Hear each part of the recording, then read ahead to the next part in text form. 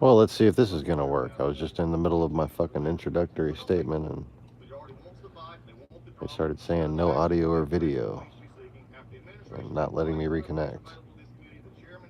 So, anyways,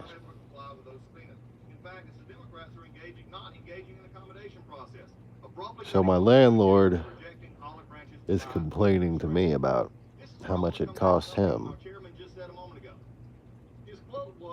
the last time the AC repair guy came out. And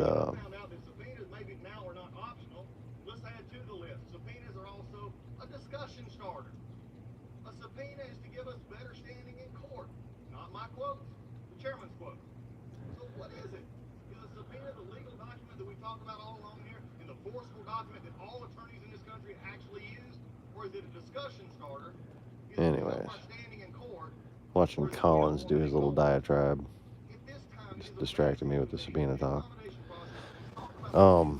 So my fucking AC wasn't working very well last night. Barely get any sleep. Couldn't even use a blanket in my bed. Had the fucking thermostat set to 62.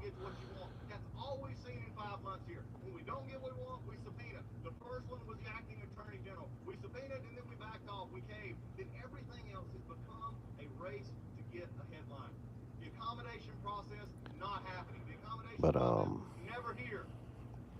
then today I went out, dropped off 2 out of 3 of my remaining resumes.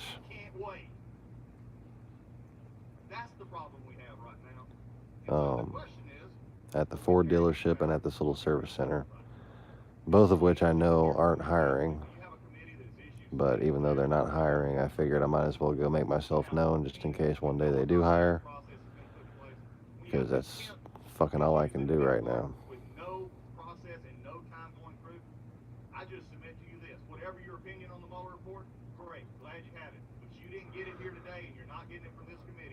But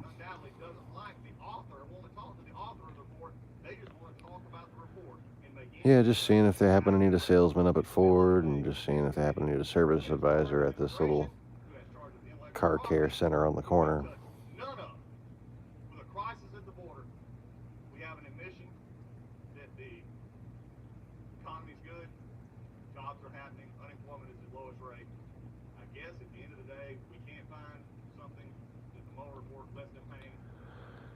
So yeah,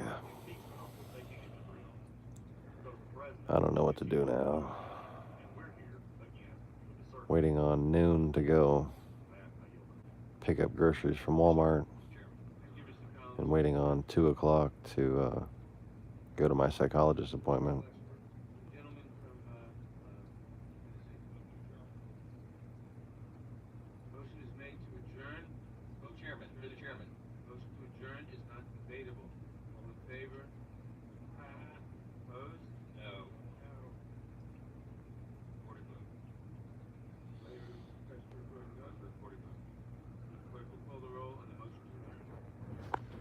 So let's see what's going on with this Nadler thing. Just had a motion to adjourn before they even get started with any kind of hearing.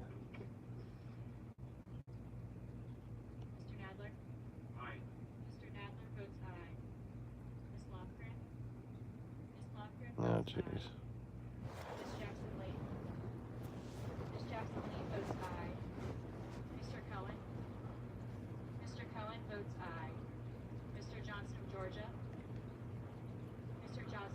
So they're gonna adjourn.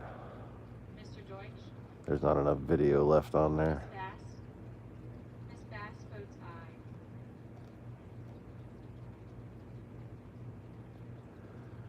So I guess I'll just see what Morning Joe has to say, huh?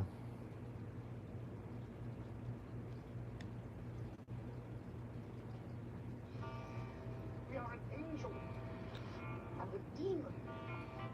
We have nothing whatsoever in common. I don't even like you. You do. Armageddon is coming. Stopping it. It won't be the war to end all wars. rule to end everything.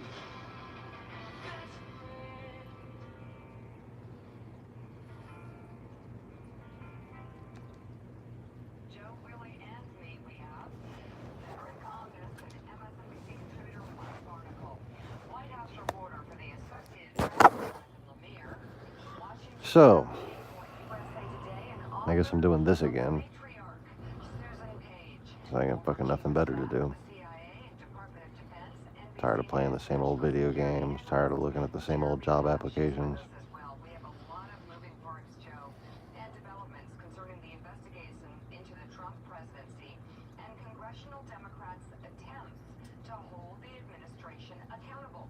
The White House has directed former counsel Don McGahn to defy a congressional subpoena to testify before the House Judiciary Committee. I really hope that service advisor job pans out. Committee Chairman Jerry Nadler, White House counsel Pat Cipollone said the Justice Department has, quote, advised me that Mr. McGahn is absolutely immune from compelled congressional testimony with respect to matters occurring during his service as a senior advisor to the president. He went on to say, the president directed Mr. McGahn not to appear at the committee's scheduled hearing. A lawyer for McGahn later said the former White House counsel would, quote, respect the president's instruction and not appear today. Congressman David Cicilline, member of the Judiciary Committee, says it is time to launch an impeachment inquiry if McGahn does testify. We're going to speak live with the Rhode Island Democrat just ahead. Meanwhile, a federal judge sides with the House Oversight and Reform Committee in President Trump's lawsuit aimed at blocking lawmakers from getting 8 years of his financial records from an accounting firm. According to Axios, Trump's lawyers argued the subpoena was unconstitutional because it wasn't tied to any specific legislation. But attorneys for the Oversight Committee said the financial disclosures will serve to improve existing ethics and disclosure laws while giving I wonder where Maximo has been. whether Trump is compliant with the emoluments clause of the Constitution. The president said he will appeal the decision. Also yesterday, we learned that Michael Cohen told lawmakers that Trump's attorney, Jay Sekulow, encouraged him to falsely claim that negotiations to build a Trump Tower in Moscow ended in January of 2016. And more from Republican Justin Amash, who essentially said to Trump, I'll see your tweet attack and raise you another Twitter thread. He is doubling down on his assessment that the president engaged in impeachable behavior and is now explaining to the people who say one cannot extract justice without an underlying crime why that is just not so. With all that swirling, President Trump clapped along as supporters chanted for the jailing of his perceived enemies, while he had touted the Attorney General, who the AP describes as Trump's champion and advocate.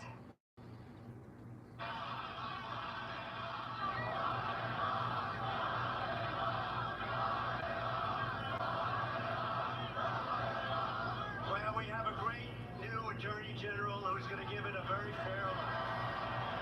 Very fair look. So there's an awful lot to sort through.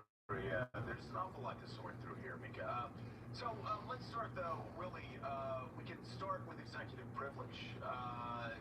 They are claiming, the White House is claiming executive privilege when there is no basis in fact for executive privilege here. Jerry Nadler wrote a letter. Again, it's quoting established law. So the White House Looks like no notifications went out, but at least I'm able to stream this time. he says in one part, as Judge Bates previously explained, the notion that a former White House counsel is, quote, absolutely immune from a congressional subpoena has been, quote, virtually foreclosed upon by the Supreme Court. You take this move along with the White House counsel's move to try to block those financial records, which the judge said sorry, no luck, along with Jay Sekulow reportedly advising a former White House lawyer, former lawyer of the president's to lie in testimony, and you take Barr's own statement. This is actually, it appears to be a White House being run by corrupt lawyers, and they're just shamelessly trying to delay the inevitable for as long as they can. Well, the President of the United States is actually shirting Americans up into chatting about locking up the FBI. Yeah, Where would you like to start on that? well, you can see why the president in that clip we just showed is so pleased with the Attorney General, because this memo came from the Justice Department to Jerry Nadler and the Judiciary Committee saying that Don McGahn cannot testify because of executive privilege. Let's remind people that Don McGahn was, we can say, the star witness of the Mueller report. His name was cited more than 150 times, and Robert Mueller in Volume 2 made no conclusion on the question of obstruction. But Don McGahn laid out a number of instances where the President of the United States himself obstructed the investigation, including Jeremy Bash twice, where Don McGahn says the President asked him to fire the special counsel, also asked him to talk to Jeff Sessions about revisiting the idea of recusing himself from the investigation. Don McGahn, because the question of obstruction was left open by Bob Mueller, if anyone, is the man who should sit before the Judiciary Committee. Yeah, oftentimes congressional investigators, Willie, will try to get evidence from other sources if they, for some reason, because of privileges, can't get access to a main witness. Here there are no really other witnesses. Don McGahn is the key witness. He was asked, he was directed by the president to do something that was unauthorized, illegal, and to lie about it to the records and to investigators. And so Congress has no choice. And of course, we can't live in a society in which the president is above the law, above inquiry. The Constitution allows Congress to investigate the president's high crimes and misdemeanors. Don McGahn is going to have to provide testimony if Congress is going to be able to discharge that duty. But Jonathan O'Meara, the White House is clearly set up on a strategy where they have found lawyers. The president's finally found, as he said, he's finally found his pit bull as an attorney general who doesn't care about the law, who commits perjury before United States Congress, and who sends out letters claiming executive privilege where that executive privilege does not exist. So talk about, take us 30,000 feet and give us a bird's eye view of exactly what this White House's strategy is moving forward. It's a few things at once, Joe. First of all, to any Democratic probe, the White House strategy is simple. It's three words. Just say no. They are going to attempt to stonewall at every possible turn. They are going to claim executive privilege. They are going to defy subpoenas. They're going to withhold witnesses and testimony. They're going to try to play this in the courts, play the long game, thinking that they could get perhaps a favorable legal ruling, but even short of that, that they can extend this, they can punt this into next year with the thinking that as long as the longer these court battles go, the closer they get to the election, that the White House and Republicans will be able to point to the Democrats and say, look, this is purely political. You know, the election, let's say, is only a few months away. Let's just let the voters decide. Let's not have these outstanding legal fights. And they'll try to paint this as partisan overreach. And in terms of the Attorney General, that's our story today about the growing Hope I can get some sleep on the couch before it fucking gets too hot in here. President Trump was deeply disappointed with Jeff Sessions, his first Attorney General, for, mind you, doing the right thing according to Justice Department's guidelines in recusing himself from the Russia probe. But Trump viewed it as a betrayal. He viewed it as a lack of loyalty, and he never forgave Sessions. Barr, we know, Well, I guess nobody's here, so. Executive power. He feels that the president should more or less not be investigated on any measure while in office. And Trump has been grateful for his efforts. The way he framed the Mueller report with that 4-page letter that really set the terms of the debate before we all saw the document. The combative press conference with reporters about the Mueller investigation. His testy standoffs with Democratic lawmakers on Capitol Hill when he testified then. And in an overlooked moment, earlier this spring, when the president issued his veto for the when Congress tried to stop his national emergency declaration at the border, you might recall he had an event in the Oval Office justifying what he was doing. And Barr stepped forward and said to him that the president, had legal standing to do this. And then he went a step further, surprising even Trump, saying, and sir, you have a moral imperative to do this for the American people. You're keeping us safe, or words to that extent. And Trump told people around him, starting on that day, and it's only grown in the weeks that have followed, that he finally had my Attorney General, that he had his Roy Cohn, he had his Bobby Kennedy, he had his Eric Holder. He had someone who was going to have his interests at heart. You know, Gene Robinson, since the show started, I've just sketched a few notes about Donald Trump's lawyers and what they've been doing. It's really shocking. This is just really all what's unfolded over the past 24 hours. It's all in the headlines.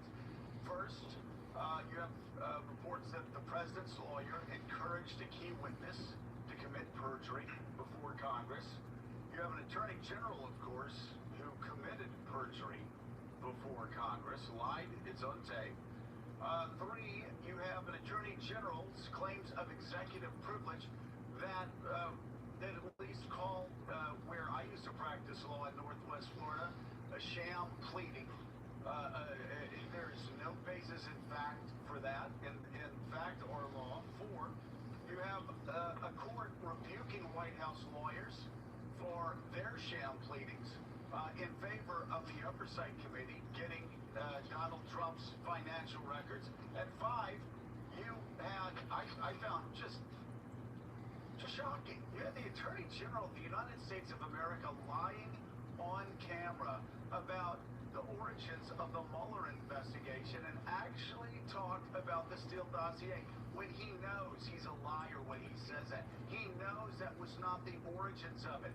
This has been talked about for months and months, and yet he goes on TV. The Attorney General of the United States of America, not only has he been caught lying to the House and lying to the Senate, he is now lying on camera about the origins of that investigation.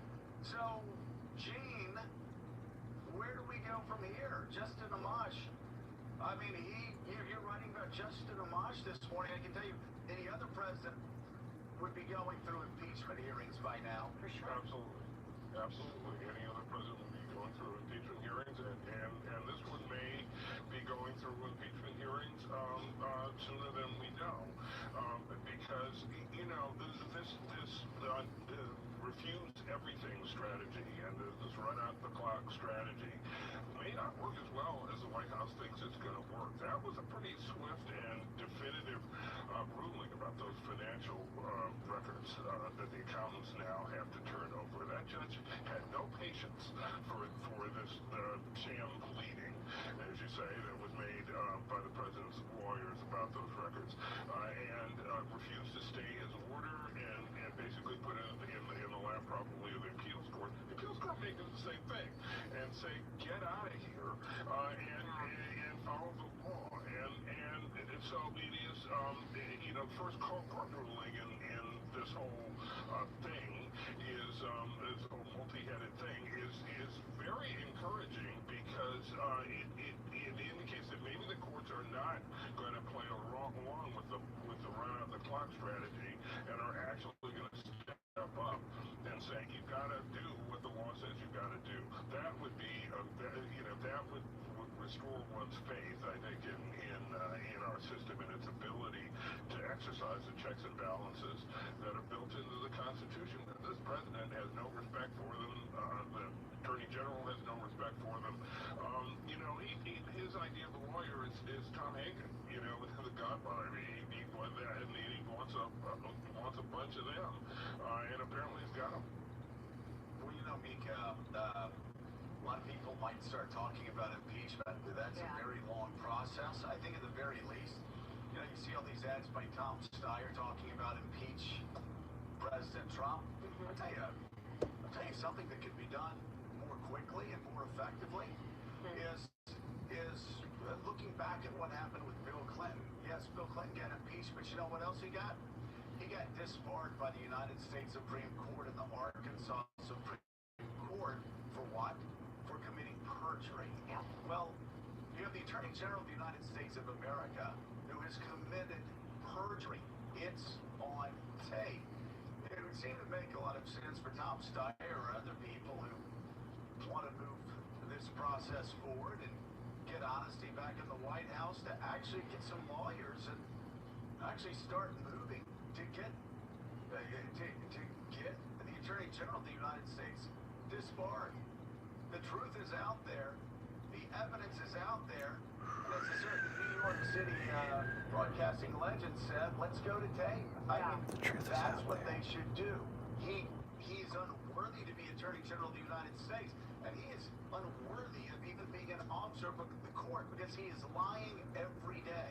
Well, I asked the Speaker of the House about that, and we'll get to that in just a moment. But first, I spoke with Nancy Pelosi for a headliner special that's going to air next month, and I asked her about whether or not a conservative Republican stepping up on impeachment of the president moves the meter for her. Take a look. News of the day, Justin Amash's position on impeachment. He's tweeted more today. He's come right back at the president. Does it fit the bar for bipartisan support for impeachment? Well, the bipartisan support for impeachment has to be in the Senate. Yeah. In terms of Congressman Ahmad, his voice speaks to the silence of so many all the other Republicans not to hold this president accountable for the oath of office that he takes to protect and defend the Constitution, respecting the equal branches of government. So, Amash may be one voice, but the fact that it is the absence of other voices, it speaks very loudly. So doesn't it put more pressure on you that a conservative Republican says the threshold for impeachment has been met? No. No? No. Why? Well, this isn't about politics, it's not about passion, it's not about prejudice, it's not about politics, it's about patriotism, it's about the presentation of the facts, so that the American people can see why we're going down a certain path. And it is, I don't know, I feel very confident that the American people know that they deserve to know the truth, and that's what we want to present to them in a way that they don't perceive to be without the presentation of the facts. Should Congress be working to impeach Barr, who lied and committed perjury before the eyes of Congress? The fact that the Attorney General of the United States would lie to Congress under oath, again, we're on the path of contempt for him. You are. That's what I would hope. The definition of subpoena is literally under penalty. What is the penalty for refusing to respond to a subpoena? Is there one? Well, it depends. It depends. In other words, in the Nixon articles of impeachment, Article 3 is that he did not honor the subpoena of the Congress of the United States. So that is an issue. But the other part of it is there are many paths. Before they got to that place at that time, they had long investigations. And that's what we're doing now, to see where that takes us. And if they refuse to honor their oaths of office, then we have some options available to us. One in particular is they're saying you have no purpose for these subpoenas. Well, under the Constitution, one of the purposes would be to see if you want to go down the path of impeachment. There are other purposes as well. So, what did you learn talking to Well, so much about her life and what an inspiration she is, and how smart she is, how confident she is, and how disciplined she is. There's no doubt that everything that has happened in her life has brought her to this moment, and that she is the ultimate challenge for President Donald Trump. And what's so interesting is it's very clear. She has deep feelings about his lack of fitness for office. Deep feelings, very clear feelings, but she is not driven by that. She's driven by what's best for the country, what best process to follow so that people can feel, the American people can feel that they are represented in this process.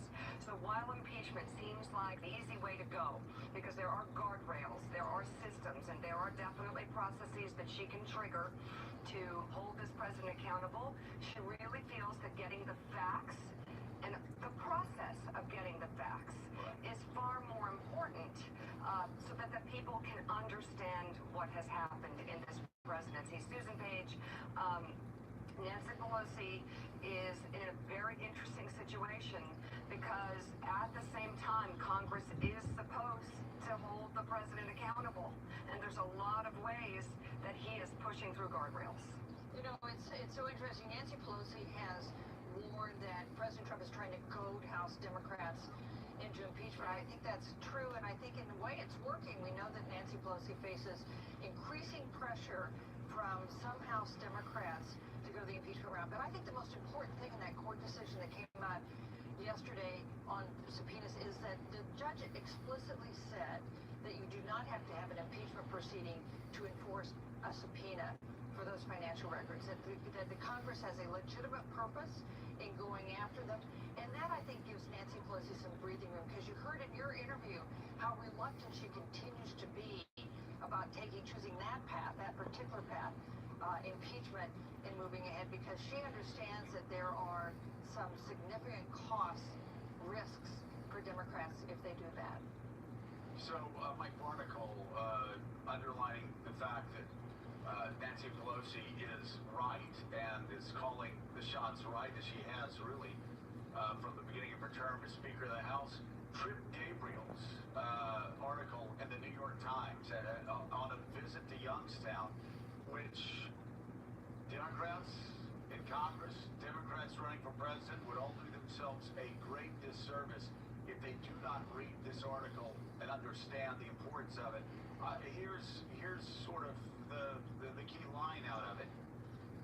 While Democrats harp on Trump's unfitness for office, his taxes, and impeachment, the president is solidifying blue-collar support through an aggressive trade war with China, even if his tariffs mean economic pain in the short term. And let's boil it down to one line, Mike, that Democrats need to write on their wall this morning. One Youngstown working-class voter who was struggling said, I don't give a damn about Donald Trump's tax returns. I give a damn about my job. There's not only that, Joe, in that Trip Gabriel piece in the Times, there's also the quote from another Youngstown resident who says he likes tough guys as president. He's tired of being pushed around by other countries, by China, and that Trump doesn't, allow that. But wow, these past 20 minutes, there's a lot to unpack here in this story. There's a lot of moving parts, Joe. We've moved from the Congress to the Attorney General of the United States to the President last night in Montoursville, Pennsylvania, to congressional hearings, to Don McGahn not going. And you have to wonder, out there in the country, in Youngstown, Ohio, people watching and listening to this, do they really grasp the importance of what's going on? I think probably at some level they do, but on a day-to-day basis they don't. And this story, for the Democrats to achieve some sense of victory or standing in this story, they need to improve their narrative. They need a storyteller, and they need Bob Mueller to appear before the House to testify. That's what they need. That's what this story needs in terms of the Democratic Party being able to achieve any goal that they wish. And they still would like him to get up there. You know, Joe, Mika used the word discipline talking about Nancy Pelosi. Right after she left that interview with Mika, the Speaker of the House went into a meeting where she heard from a lot of fellow Democrats, many of them on the Judiciary Committee, who said because of this McGahn news, it's time now to open impeachment proceedings. So to hear Speaker Pelosi still have, as Mika said, the discipline to sit in and say, not yet, let's work our way to get there. She knows, she's been around long enough, she understands Donald Trump well enough to know that he's baiting them into impeachment proceedings because it's a dead end in the Senate, as we've said many times. It might feel good since January 20th, 2017, many progressives have been beating the drum of impeachment. Nancy Pelosi is playing the long game here. Well, and playing the long game, and Willie, listen, I understand when the Democrats are frustrated and angry, when they feel like, unlike a lot of independents and some Republicans who still really care about Madisonian democracy and constitutional norms, are really disturbed by Donald Trump. But this is Donald Trump's game. It is the game he's been playing, and we've known him, all of us have known him for over a decade. We've seen him politically for three and a half years. But it wasn't really until the last couple months that it really became so obvious that every tweet that he sends out to shock people, is intended for a shocking headline. He wants to shock people. He creates wants chaos. to fake people. He wants people to call him evil. He wants people to tear their hair out and be out of control so he can laugh them off. A great example during the campaign that comes to mind. Nikki Haley in South Carolina endorses Marco Rubio. Marco Rubio, of course, is the only person by that point that Donald Trump thinks is a challenge. So what does Donald Trump do? He attacks the Pope. Now, do you think any headlines the next morning were about Nikki Haley's endorsement of Marco Rubio? No. He attacks the Pope. When he said Mika was bleeding badly from a facelift and said all of these lies, and he was condemned all weekend, the worst condemnation he had received up to that point by Republicans, Democrats, press alike. Monday morning, a staff member went up to him and politely tried to tell him he was off base. He turned and he snapped to him. He said, "Hey, how many negative stories did you read on North Korea this weekend?" He's a one-trick pony. It is to shock people, have Democrats and the media respond to that shock, which I certainly understand because we do it every day, and then feed off of that with his supporters. And so, you're right. I mean, Nancy Pelosi knows that he's becoming more outrageous because he's trying to bait them into an impeachment process that allows him to point to Democrats in Washington and say, look what they're doing. They're playing political games. Me, I'm fighting China for you. I'm fighting North Korea for you. I'm fighting those Europeans that are stealing your jobs for you, Youngstown, Ohio. You know, vote for me again for and Well, if you Nancy read- Pelosi is if you read- unflinching. If you read Trip Gabriel's story, it's working. And that's Yeah. not to say, Wow. Mika, that impeachment proceedings may not be appropriate here. That's what they'll look into. But we're just talking about Donald Trump's tactics. It is a balancing act, and it's very tough. But because you saw yesterday, Nancy Pelosi is up to the task, to say the least. There's a reason he's afraid of her, and I saw it myself. So with Iran, we'll see what happens. But they've been very hostile. They've truly been the number one. Welcome, viewer. Feel free to say hello in the chat. In this country, and representing their Oh, Honey Bottom, what's Our up? country has been very much involved because we're trying to help a lot of people out, and I don't mind that at all. We have no indication that anything's happened or will happen, but if it does, it will be met, obviously, with great force. We'll have no choice. I think Iran would be making a very big mistake if they did anything. If they do something, it'll be met with great force, but we have no indication that they will. It's the president speaking yesterday at the White House. Joining us now, NBC News national security and military reporter Courtney Coovey. Courtney, good morning. Good to see you. I mean, this is kind of head spinning, isn't it? Help me out here. I think the entire justification for sending that carrier strike group to the Gulf was that there were credible threats from Iran in the region. What is the president talking about when he goes on yesterday and says we have no indication that anything has happened or will happen? Yeah, and remember, Willie, later today, some of the president's top national security people are going to go to the Hill to try to make the case for why they made the decision to send that carrier strike group and the bomber task force and additional assets into the region. That this was a credible threat stream.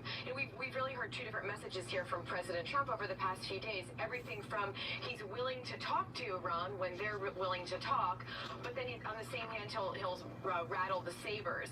So what we're looking at today is Acting Secretary of Defense Patrick Shanahan, the Chairman of the Joint Chiefs General Joe Dunford, Secretary of State Mike Pompeo, and others are going to go to the Hill to brief first the members of the House and then members of the Senate about this intelligence. They're going to lay out the intelligence that led the military to make this decision to surge forward the carrier strike group and other assets. And then they're going to talk about where the threat stands right now.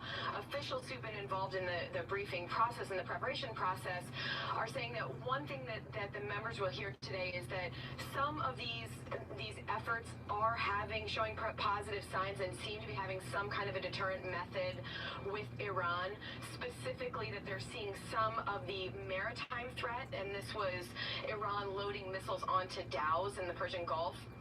some of that seems to be diminishing, but there continues to be a real, what they're going to call a real incredible threat in Iraq from these Shia militia groups and proxy forces, and there continues to be a maritime threat, and they're expected to reference the tankers that were attacked, that the U.S. now believes Iran was behind this attack about 2 weeks ago, Willie. So, Jeremy, the president tweeted just 2 days ago, quote, "If Iran wants to fight, that will be the official end of Iran. Never threaten the United States again." That coming from the President of the United States. So to your trained eye over the last several weeks, what do you see happening here? Where is this headed? Well, Willie, the president is a weapon of mass confusion. He's totally wishy-washy. He's all over the map. He has no strategy. I don't think he reads intelligence reports. He said yesterday we have no indication that Iran is doing anything. I don't think that's accurate. In fact, the State Department did order the departure of key personnel from embassies and consulates in Iraq. That's significant. It shows that there is an increased level of threats coming from Iran. You do see Iran and their proxy forces, the Houthi, continuing to fire missiles into Saudi Arabia. So it's not that all is fine, but then again, his rhetoric is really inviting a conflict. I think John Bolton has been advocating to get into a scrape with Iran. That would be a casus belli and justify an American military action. All of this has been done without sharing the information, the intelligence, and the justification without Congress. So I think, kind of, Willie, it's a huge mess. And unless we're clear-eyed, direct, and forthright, we're not going to achieve our objectives in the Gulf or elsewhere.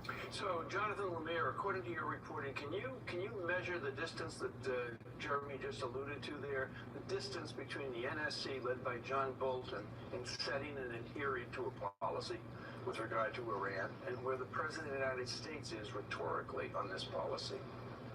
Well, certainly the president has been all over the place, and some of that rhetoric, that tweet in particular, is reminiscent of where we were a year and a half or so ago with North Korea, where we got into a competition with Kim Jong-un when the president said that his button, meaning his nuclear button, was bigger than his, and issued similar threats about raining fire and fury down on Pyongyang. But inside the building, there is definitely a divide. The president feels like Bolton has sort of pushed him along towards this moment of possible confrontation, and has started to push back in recent days, according to our reporting and reporting from other places, including the Washington Post. You know, the president himself is reluctant to move into this conflict. You know, it is his instinct to not have sort of troops on the ground, whether it be in Iran or elsewhere. And we are seeing a number of global hotspots right now sort of flare up all at once. Bolton, of course, has for decades been very skeptical of Iran, has been pushing towards a confrontation, suggesting that there's no good that can come from negotiating. The president privately, though publicly has not knocked down Bolton, but privately has said to him, you know, I will not be pushed into something. We're going to take it slower than perhaps you might want.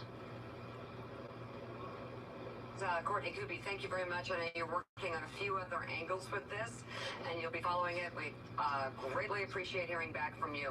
The must-read opinion pages are ahead. Plus, President Trump holds a campaign rally in Pennsylvania and takes a swipe at former Vice President Joe Biden. More on my conversation with House Speaker Nancy Pelosi. We touched on a lot of issues, especially pertaining to President Trump's fitness for office and how to move forward given all the challenges he poses. Take a listen. Is he fit to be president? Well, the American people elected him president, not by the popular vote, but by the college, the electoral college. So I respect the office that he holds. Okay. And I think I respect the office that the president holds more than he respects the office that he holds.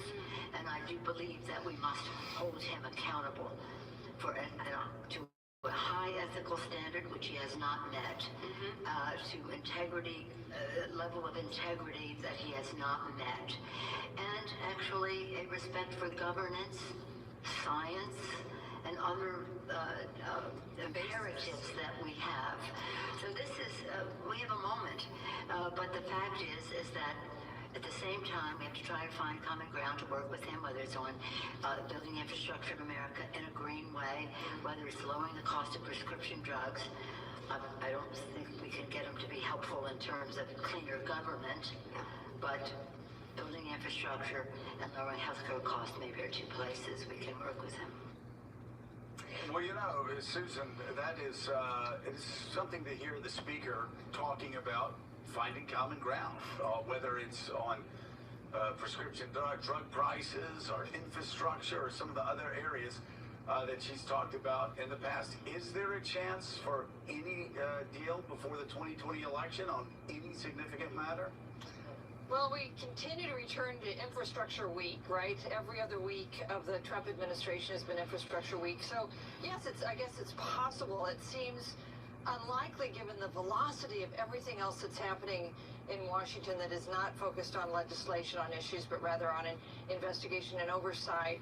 But you have heard this as a very consistent theme from Nancy Pelosi since she was reelected Speaker earlier this year, that she wants to try to move forward on some of the things that actually affect the lives of voters. It's hard to get attention to it when there's so much else going on, when you see these investigations coming to a head with the Oversight Committee and the Intelligence Committee and the Judiciary Committee and in the courts.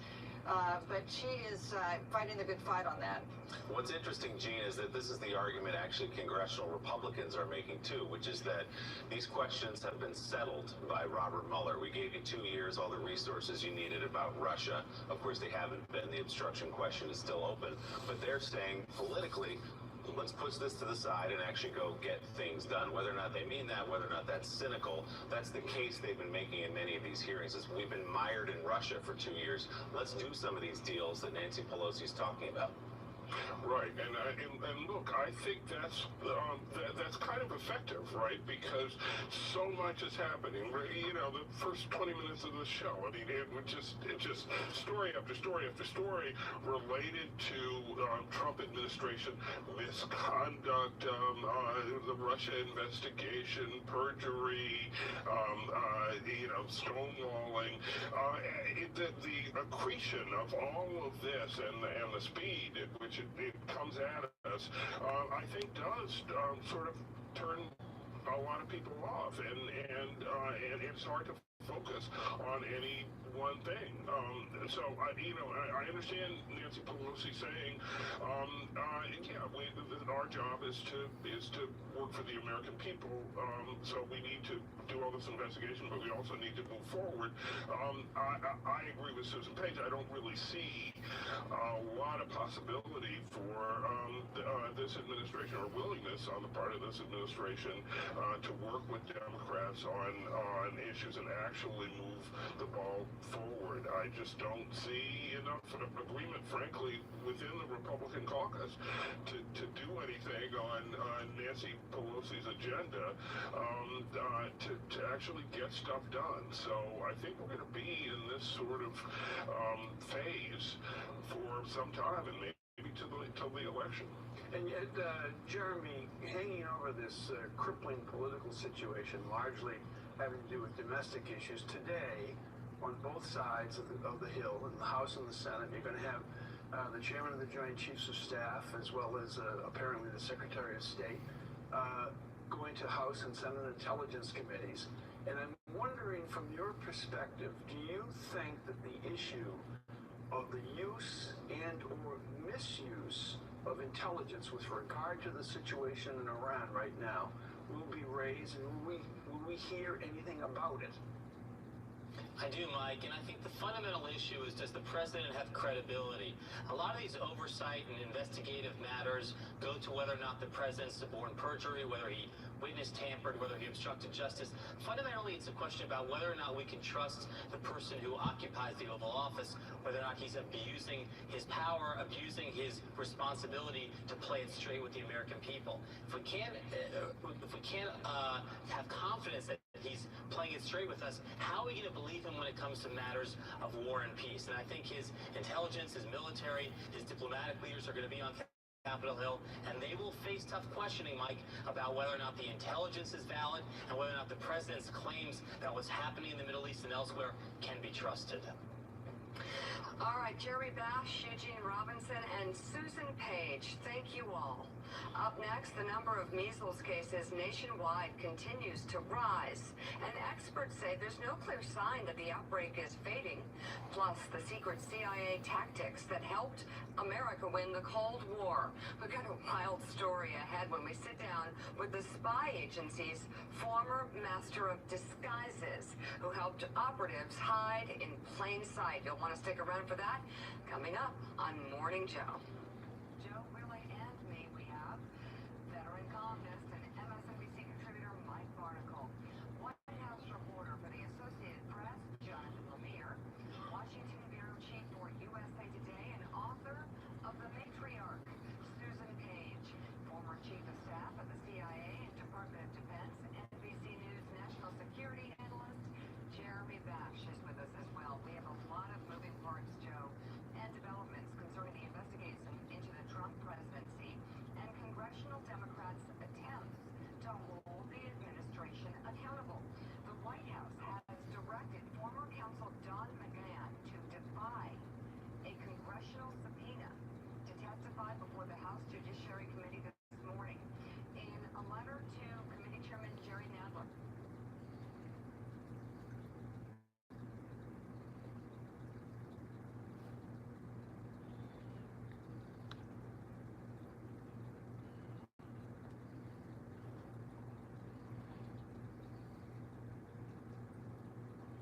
The pre-owned selling fun is going on now. At Tiger Hondo Gonzalez. Tiger Hondo Gonzalez.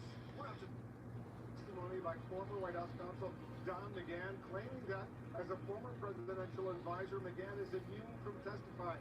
House Judiciary Committee Chairman Jerry Nadler has made it clear that if McGahn ignores his subpoena and does not show up tomorrow, he's likely to be held in contempt, and that could send the issue to the courts, along with other Stonewall House requests for the president's tax returns and banking records. Also tonight, despite attacks from the president and fellow Republicans and a new primary challenge, GOP Congressman Justin Amash is doubling down on his claim that the president has committed impeachable offenses, now stressing obstruction of justice does not require an underlying crime. I'll speak with Republican Congressman Ben Klein of the Judiciary Committee, and our correspondents and analysts will have full coverage of today's top stories. But first, there's breaking news. CNN's Kara Scannell is joining us.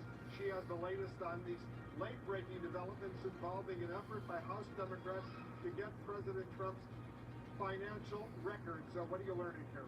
That's right. Well, so a federal judge has just ruled that Donald Trump's accounting firm, Mazars, is required to turn over his financial records and documents to the House committee that had sought and subpoenaed for them. That's a huge win for Congress, which has been seeking access to the president's financial records, both Mazars, the accounting firm, and also with Deutsche Bank. Now, the judge in a 41-page ruling said that Congress was well within its rights. I'm going to read a line from this opinion where he said that history has shown that congressionally exposed criminal conduct by the president or a high-ranking executive branch official can lead to legislation.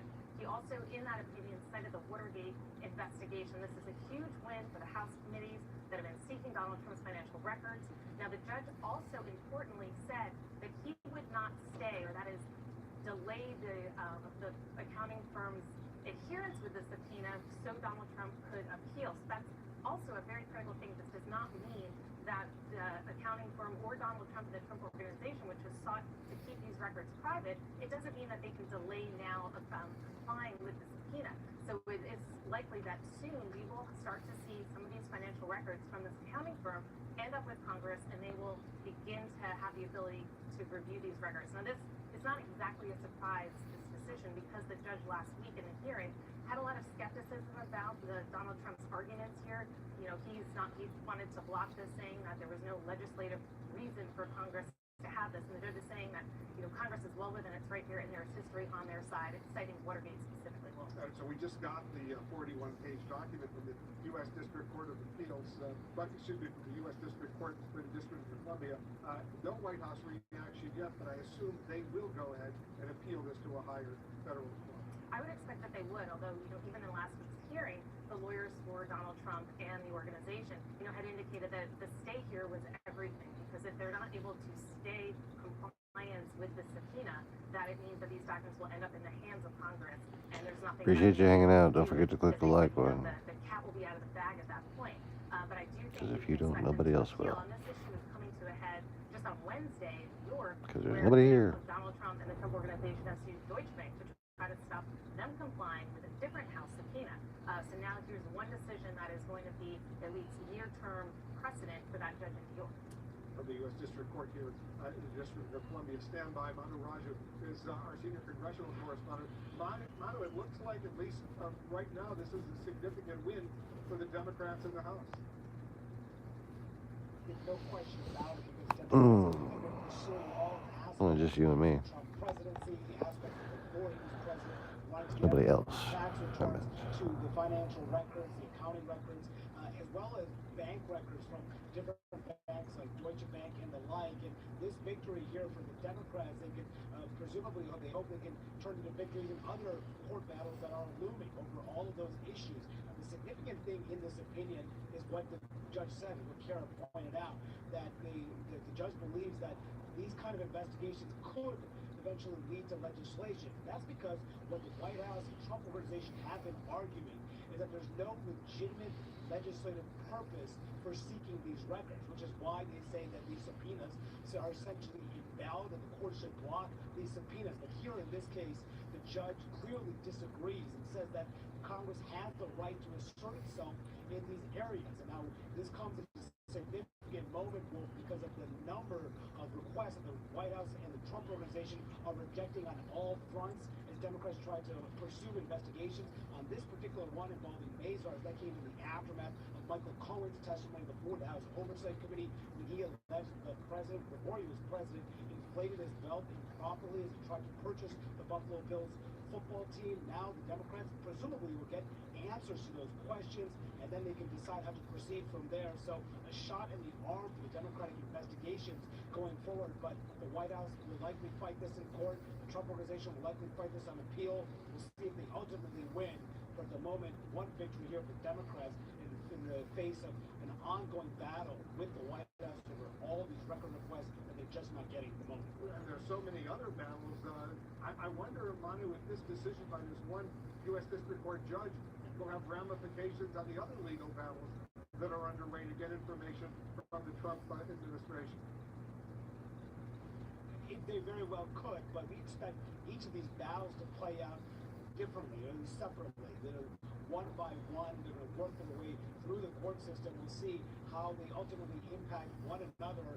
But that's what the Democrats had hoped for. They hoped that they could get an early victory here that could change the complexion of all these battles that are now looming.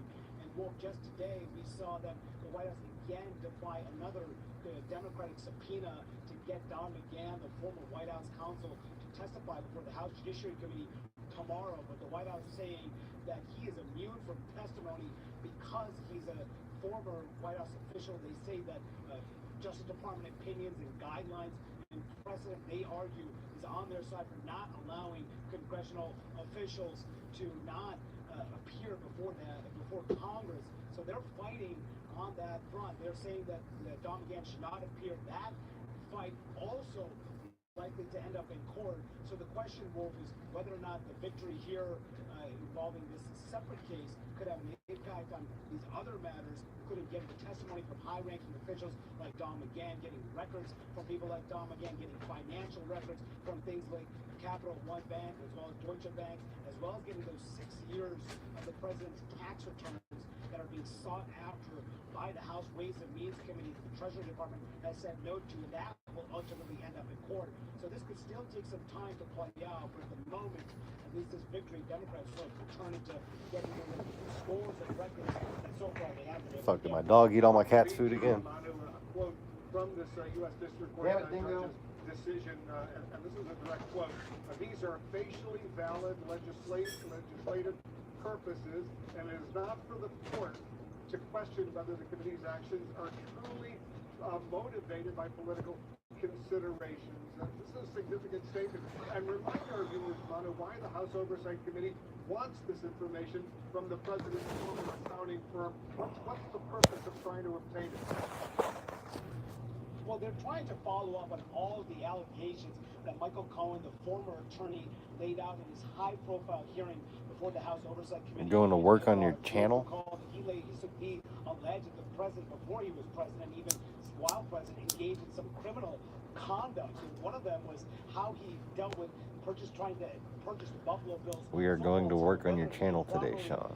Inflated his wealth and essentially What do you mean by that? Fraud of sorts to try to get this kind of information. So the Democrats said to this company, Mazars, said, give us 10 years of the president's financial records. I don't even know what to do with myself anymore, let alone this channel. When he was a private citizen, acted improperly in any way, and that's what the White House, that's what the Trump organization fought and tried to get this court to side with them, which they, at the moment, appear to have failed to do so. We'll have to deal with on appeal. But that statement that you just read, Wolf, very significant, because that is the essence of several White House arguments to try to deny these Democratic requests by saying, look, there is absolutely no reason for Congress to seek this information because there's no, quote, legitimate reason for getting this. There's no legitimate legislative reason. They argue this is all politics intended to harass the president. They've said that.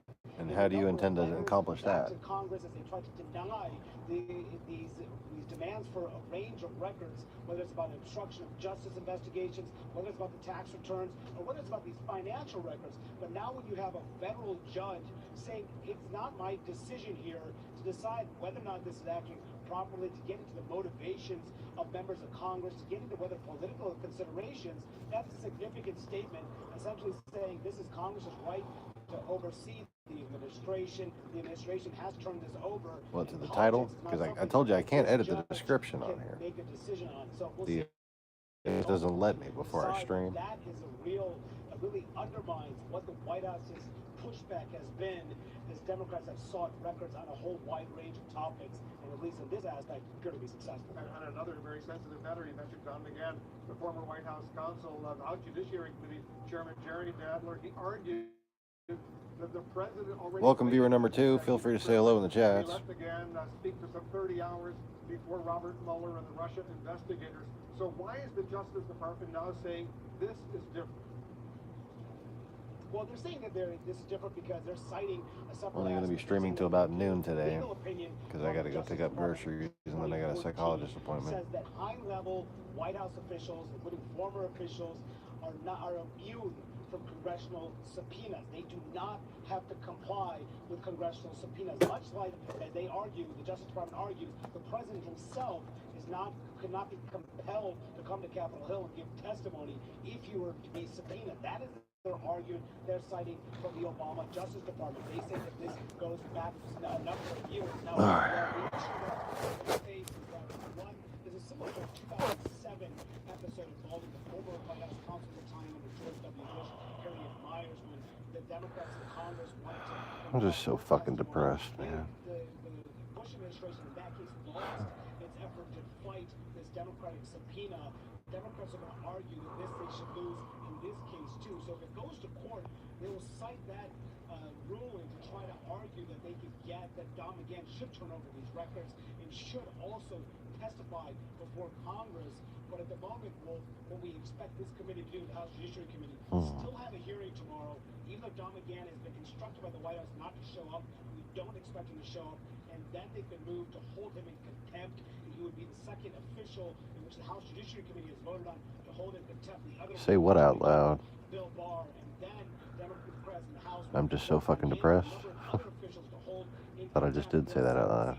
Impose any other fines and punishment. But one other aspect of this Department of Justice memo, Wolf, that is interesting, they are saying here that Congress has no right to use its so-called inherent contempt powers, which means they do not believe that anybody, the White House, the Democrats in the House, could seek to fine these individuals, including Don McGahn, because they say he's immune from this kind of testimony. So again, another dispute between the two branches of government. It could end up in courts, but the courts are resolved. And the Democrats hope they're successful here, as they were in this last lawsuit that we just saw moments ago. McGahn doesn't show up tomorrow morning, 10 a.m. We'll see if Amber, the chairman, places another empty chair in front of the group of congressmen. Our standby for a moment, Jeffrey Tubin, our chief legal analyst, is with us. So Jeffrey, on this decision by this federal district court judge a meeting that you got a 41-page document. I don't know if you've had a chance to go through it all, but basically siding with House Democrats, rejecting the argument of the president and his lawyers that the president's former accounting firm has to hand over all of this information to Congress. How big of a deal is this? This one's a big deal because unlike Don McGahn, unlike the White House itself, the president doesn't control this accounting firm. I mean, this accounting firm has the documents itself, and they are going to have to make the decision about whether they're going to comply with the subpoena. That's a very different scenario than employees or former employees of the White House and whether they comply. So this accounting firm is going to have a tough choice of what to do. Presumably, the president will go to the Court of Appeals and try to get a stay, but if he doesn't get a stay, I don't know if this accounting firm is willing to go into contempt. That has implications for its business, and that, I think, is a very big deal and much more perilous for the president than entities under which, who are under the president's more direct control. I want you to stand by, Jeffrey. I want to bring in our chief White House correspondent, Jim Acosta. Jim, first of all, how's the White House responding to this federal judge's ruling on the president's accounting records? Well, they haven't responded yet, but obviously this is a loss in court for the president and his team. But you should expect, as Jeffrey was just saying a few moments ago, Monty was saying just a few moments ago, that they're going to want to see this accounting firm fight this out in court, and perhaps we may see the president try to intervene in all of this to block this from taking place. But the White House, the president, his legal team, they've taken this expansive view that they should not have to comply with these congressional inquiries, and this particular one involving this accounting firm is no different. Now, you go back to the situation with Don McGahn, as Bonnie was just talking about a few moments ago, that has also put this White House on a collision course with House Democrats over the Russia investigation. Aides of the president, they fired off a letter earlier this afternoon seeking to block the former White House counsel, Don McGahn, from testifying before the House Judiciary Committee. That move puts McGahn in jeopardy of being held in contempt of Congress. In the meantime, President and his aides in the GOP, or his allies in the GOP, they're on the attack tonight against one of their own, against Republican Congressman Justin Amash, who dared to suggest that Mr. Trump has engaged in impeachable conduct. Mr. McGahn, was it a mistake? In a dramatic attempt to block Democrats from conducting their own Russia investigation, the Trump administration is rejecting the House Judiciary Committee subpoena for the testimony of former White House counsel Don McGahn on Tuesday. In a letter to the committee's chairman, Democrat Jerry Nadler, the current White House counsel, argues McGahn is immune from that subpoena, adding, in order to protect the prerogatives of the office of the presidency, the president has directed Mr. McGahn not to appear at the committee's scheduled hearing. McGahn has already infuriated the president, declining to state publicly that Mr. Trump did not commit obstruction of justice. He's also told federal investigators in the Russia probe that he refused to follow instructions by Mr. Trump to get rid of special counsel Robert Mueller. It's a charge the president has denied. He hasn't gone as far as to say McGahn committed perjury. Mr. President, is there a situation that you could see where Don McGahn is charged with perjury? You seem to be contradicting what he is saying. And that is better for the president has been busy beating back another member of his party, Justin Amash, the first Republican congressman to accuse Mr. Trump of impeachable offenses, who started this tweet storm over the weekend. First tweeting, Mueller's report reveals that President Trump engaged in specific actions and a pattern of behavior that meet the threshold for impeachment. Then doubling down today, they say obstruction of justice requires an underlying crime. In fact, obstruction of justice does not require the prosecution of an underlying crime. The president fired back, tweeting that he was, quote, never a fan of Justin Amash, a total lightweight. Justin is a loser who sadly plays right into our opponent's hands. GOP leaders are backing Mr. Trump. Now, you've got to understand Justin Amash. He's been in Congress quite some time. I think he's only ever asked one question in all the committees that he's been in. He votes more with Nancy Pelosi than he ever votes with me. The president is continuing another war of words with Iran, tweeting, if Iran wants to fight, that will be the official end of Iran. Never threaten the United States again. Mr. Trump turned to Fox to justify the brinkmanship. I just don't want them to have nuclear weapons. And they can't be threatening us. And you know, with all of everything that's going on, and I'm not one that believes, I'm not somebody that wants to go into war. Because war hurts economies, war kills people, most importantly, by far most importantly. Iran's foreign minister responded to the president that military action against his country would be a mistake, tweeting, "Try respect. It works." The tweets are... I don't care. The president is also mad at Fox News for hosting a town hall with Democrat Pete Buttigieg, tweeting, "Fox is moving more and more to the losing wrong side and covering the Dems," though the president appears to be more concerned with former Vice President Joe Biden, who holds a commanding lead over the Democratic field. President Trump inherited an economy from Obama-Biden administration that was given to him, just like he inherited everything else in his life.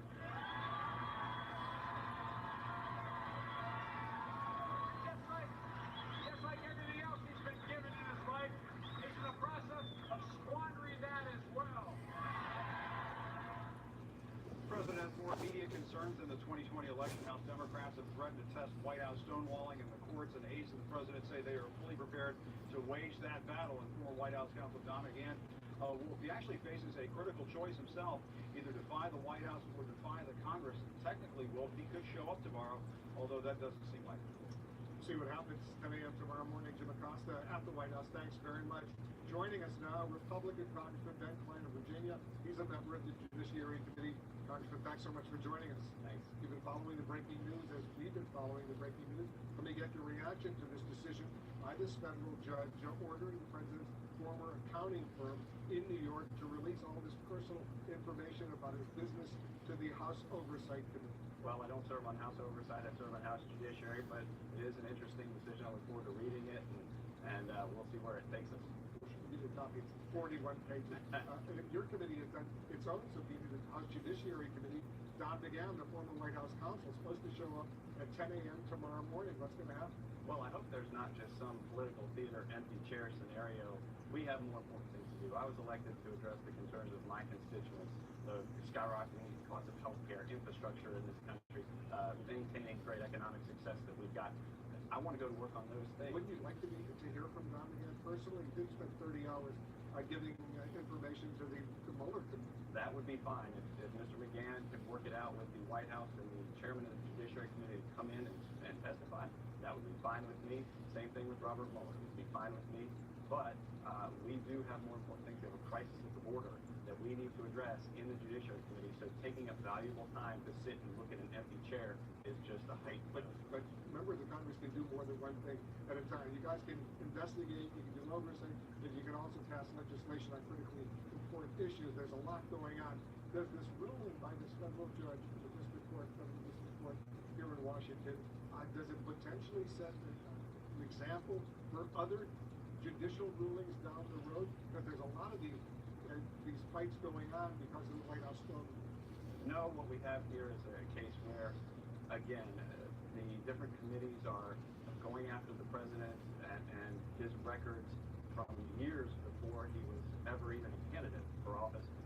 What we have in judiciary is a situation where, as we saw from the the assistant attorney general today, in his decision not to allow the testimony tomorrow, that this has happened more than a dozen times in the last 50 years, that you get this clash between the executive branch and the legislative branch over testimony. Well, why do you think that the White House didn't have a problem with McGahn testifying before the Mueller investigators, but they do have a problem with McGahn now testifying before the House Judiciary? Well, that's a good question for the White House, but I will say that I think that we can come to an agreement, and I think that there were negotiations between the Judiciary Committee and the White House about Mr. Mueller testifying, and those broke down, about Mr. Barr testifying, and those broke down. So if those negotiations continue, we may eventually see that testimony. The committee has also subpoenaed the full Mueller report, all 450 pages or so. You would like to see the whole thing, right? I think that the portions unrelated to grand jury testimony, you can't release grand jury testimony without a judge's ruling. That would be in violation of federal law. So the rest of it that is redacted, yes, I would like to see that, and I hope that an agreement can be reached with the Justice Department to release the rest of the judiciary to go and see. So where is all this? Well, I think that eventually, I know where the American people, if you look at the polls, the American people are opposed to impeachment by and large, and they want to move on to the issues that are important to the American people. We have a crisis at the border. You hear about it every day, and we need legislation to secure our border and to reform our legal immigration process. Let me get your reaction to your Republican colleague Justin Amash, who, as you know, is over the weekend and today doubling down, basically says that he's read the full Mueller report. He believes the president committed impeachable offenses. Well, Justin Amash is a colleague, a friend, and a very accomplished individual, and I agree with him on a lot of his policy positions. We're at different positions, we're at different places in this process right now. He's not on the Judiciary Committee, I am on the Judiciary Committee, and I'm continuing to seek additional information, including the Mueller report minus the grand jury testimony, so that I can continue to monitor the situation. He's a reliable conservative. Remember the Freedom Caucus? Do you remember the Freedom Caucus? I am. You remember, so you know him well. He's been active as a Tea Party leader, and all of a sudden, he's come to the conclusion that the President of the United States committed impeachable offenses. Well, as I said, he has a different role to play as a member of, I believe he's on the Oversight Committee. I'm a member of the Judiciary Committee, and I'm in a different position than he is on those issues. Are you glad that he's all of a sudden, because of these tweets over the weekend, he's now facing a Republican primary challenge? I hadn't heard that. I think that, as I said, he is a friend. He's just in a different place with different positions on this issue than I am. He also said, Amash, in his tweets and in his lengthy statement, that the Attorney General, William Barr, it is clear that Barr intended to mislead the public by Special Counsel Robert Mueller's analysis and findings. That conclusion, he says, seems to be bolstered by the Special Counsel's own letter to Barr, in which he complained that Barr's initial summary, quote, did not fully capture the context, nature, and substance of his report. Do you believe Mueller himself finally needs to come before Congress and testify? I think that the Attorney General's letter was clear, summarizing the Mueller report, and I think that the Mueller report itself, I've read both, and I don't see inconsistencies. So I'm fine with it. Justin Amash says most of his Republican colleagues didn't bother to read the entire Mueller report. Did you read the entire Mueller report? I did, and it is lengthy, and as Senator Romney indicated, it is a lengthy document. It took most of the weekend, back Easter weekend, I got to read it. So I have been through it. The Barr letter syncs up with it fine, and if Mr. Mueller wants to add to that, he can work out with the White House and with the Judiciary Committee the details of how he would be questioned and when he would come in to testify. Nice of you to come in, Congressman. Thanks so much for joining us. Thanks for the patience with all the breaking news as well. Absolutely. Ben Klein of Virginia. Up next, breaking news. A federal judge orders President Trump's longtime accounting firm to hand over records to a House committee, saying Congress is well within its authority to investigate the president. And the White House moves to block former counsel Don McGahn from testifying tomorrow before the House Judiciary Committee. Will McGahn now be held in contempt? The breaking news this hour, a federal judge signing with House Democrats and ordering President When did she stop loving me? firm in New York to turn over financial records When and why? to the House Oversight Committee. Let's bring in our experts and our analysts. I fucking miss her. How significant is this victory for House Democrats? I think it's very significant for them because they have been making the case. They made this with the president's tax returns and again with his accountants, that these are documents we need to see. And this judge has said that there is a legitimate legislative purpose for Congress to see these documents. And in looking over the key lines of this decision, it says that it's simply not fathomable that a constitution that grants Congress the power to remove a president would deny Congress the power to investigate him for unlawful conduct, past or present, even without formally opening an impeachment inquiry. That's music to the Democrats' ears, and they are clearly going to use this document as a reason in the future to try and get more information. Point. Chris, because the stonewalling from the White House now, with this decision by this federal judge, beginning to show some significant cracks. Yeah, and Gloria, that last point, I think, is the essential point, which is this is not just about Donald Trump's accounting records before he was in office. Yes, that is what this ruling is about, but this this is more broadly about the coming, well, most of already there, but the early stages of what we knew was going to be a legal fight over what is Congress entitled to and what is the White House have to provide. This is a win for Congress in that regard, and I say Congress more broadly because it's, again, the tax returns, who's testifying and who's not. There's a huge number of fights going on right now, oversight, judiciary, intelligence. So this says, wait a minute, well, Congress is a co-equal branch under the Constitution, so you can't just not do anything. Now, obviously, there'll be other steps in this case and others, but this is a win for Congress. Is it a sign, Jeffrey, of things to come? Well, what makes this case so important is that this accounting firm is not part of the government. Donald Trump can't order them not to cooperate. He can appeal and ask for a stay, but he might not get the stay from the Court of Appeals. And at that point, this is a private company that does not want to be held in contempt. That's a very different scenario from most of the other fights, which involve getting documents from people under Donald Trump's control, either the White House itself or Don McGahn, who recently departed from the White House. This accounting firm is an independent actor, and what makes this case so important is that the Congress might actually get the documents, not just a long, drawn-out fight. That's pretty significant. How do you see it?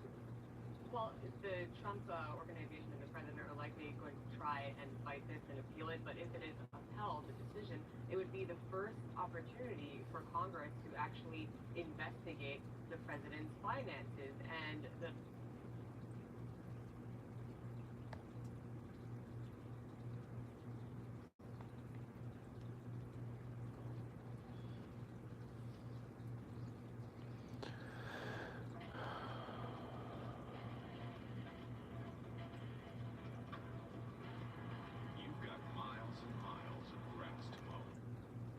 I'm Don Lemon, the president, hitting the campaign trail in Pennsylvania, but he's facing some huge legal setbacks tonight, and all the campaign rallies in the world won't make them go away. So what's happening now could be the beginning of a Democrats' counteroffensive on White House stonewalling. And at least tonight they have the court, and they've got the court of law on their side. That's after a ruling today by a federal judge that the president's accounting firm has to comply with the subpoena, whether he likes it or not, and turn over 7 years' worth of it. Colin, thanks for coming on. We'll see you back soon. Congressman Justin Amash. Doubling down on his case to impeach President Trump, but right now, he's the only Republican willing to go that far. Here's what President Trump had to say about Amash tonight. Well, I've known he's been against Trump from the beginning. He probably wants to run for some other office. I don't think against, and personally, I think he's not much. All right, well, joining me now, former Republican Congressman Charlie Dent of Pennsylvania, joining us from Bethlehem, Pennsylvania, the Lehigh Valley. Thank you, Congressman. Good to see you. Give me your reaction to Congressman Amash coming out so forcefully for impeachment proceedings. You must understand the pressures that Amash is under right now. Yeah, interestingly enough, Justin Amash is considered very conservative. He's very libertarian, kind of like Ron Paul. He's had a primary challenge before. He has some challenges with establishment Republicans, and now, obviously, because of his impeachment statement, with Trump Republicans. He's a very sincere, very earnest man, and I'm not sure I understand his political calculation. He didn't do this for publicity. I mean, it's clearly something that's not going to help him politically in his primary. So I think that he did it just because he felt he needed to say it. Do you think other Republicans agree with Amash but just won't say it because it's not helpful to them politically? I believe that many Republicans in the House feel that the president makes all sorts of statements that are very damaging and that they are very upset by.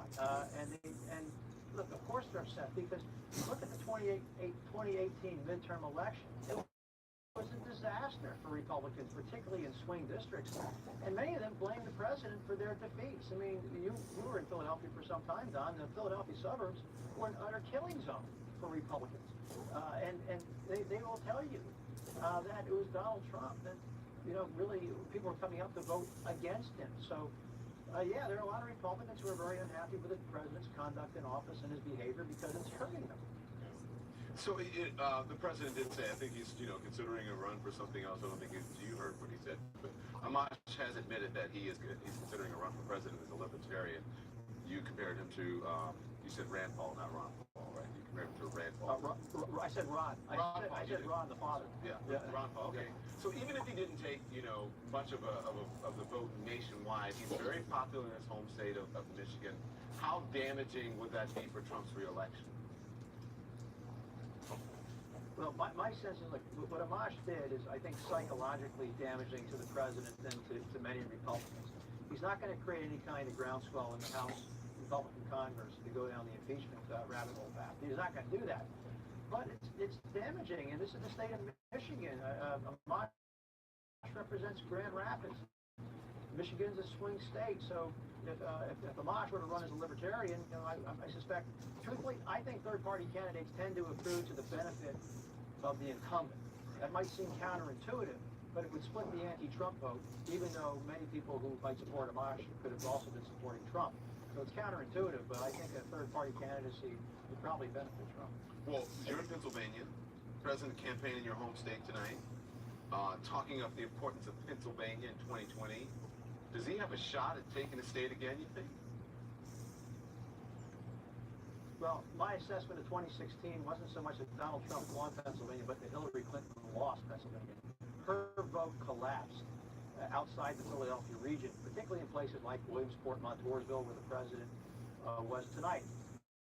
Right now, I think the president has a big problem in Pennsylvania, but the election's a long way away, so he could pull it out, but he's got a long way to go. If the Democrats nominate somebody who can resonate, better than Hillary Clinton did upstate, in the T areas, as we like to call them, up in the central part and the northern tier, then I think that that Democratic candidate could cut into Trump's margins up there. Trump will win up there again. The question is by how much. And Trump only won by 44,000 votes in 2016. It was not a big win in terms of the percentage. So I think he's in a bad place right now, the president. Well, funny you should mention a challenger there, because both Trump polling, internal polling, Trump polling, and this new Quinnipiac poll shows that Biden beats Trump in Pennsylvania. Maybe that's why the president said this tonight. Watch this. Don't forget, Biden deserted you. He's not from Pennsylvania. I guess he was born here, but he left you, folks. He left you for another state. Remember that, please. I meant to say that. This guy talks about, oh, I know Scranton, I know that. Well, I know the place is better. He left you for another state, and he didn't take care of you because he didn't take care of your jobs.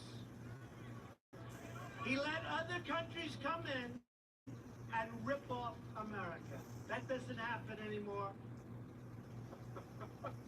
Do you think that's why? You think he knows that Biden would be a threat in Pennsylvania? That's why he's saying. I think the president's making an enormous mistake by attacking Joe Biden. All the president is doing is elevating Joe Biden. If the president were smart about this, he'd be attacking Elizabeth Warren or Mayor de Blasio, somebody who wants to run against him who's really not a threat.